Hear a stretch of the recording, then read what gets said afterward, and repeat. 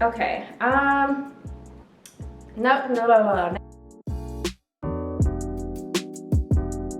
Next question, do you think you'll ever transition to settings outside the hospital? If so, which ones? No, I don't.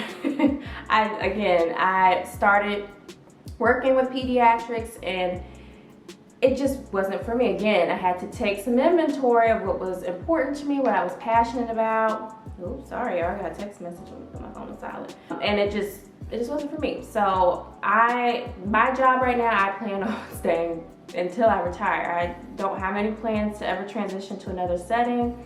But I will say that that's one of the good things about speech pathology is that if you don't like one setting, there are so many others that you can choose from, that you can try out and see, what you're interested in. And so something, again, to keep in mind when you are trying to figure out if speech is right for you is knowing that you don't always have to stay in medical. You don't always have to stay with peds. You don't always have to stay in SNFs. So again, something to think about. But as for me, myself, I'm staying right where I am.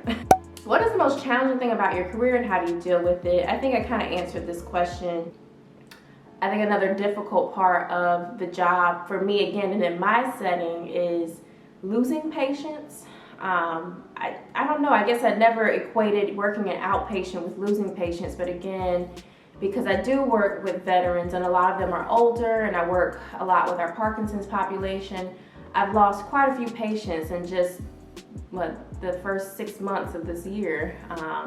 I think I've lost maybe 4 or 5 patients, and so that can be challenging because I'm like, oh, could I have done something? Which, like, the cause of their death had nothing to do with me and what I did with them, but sometimes you just kind of find yourself dwelling on that, and that can be difficult, but that's why you gotta take time for yourself. You have to practice self-care. You have to.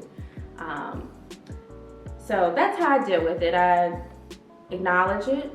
I cry if I need to, because it's, these people that you form relationships with, and then one day they're just gone, and you gotta go to the next patient, So I practice self-care.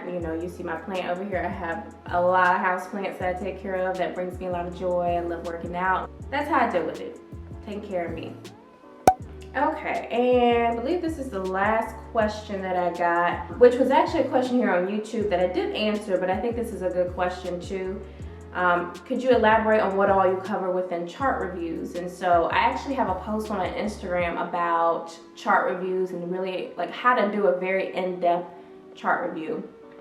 But what happens is when we get a consult and I have an eval coming up, I do a very thorough chart review. I look at past SLP notes, I look at notes from ENT, from GI, from neurology or neurosurgery. I look at any past testing or like swallow studies that they had. And that could be like a modified, that could be a FEES, that could be an esophagram. All of those things will kind of let me know what I might be looking for.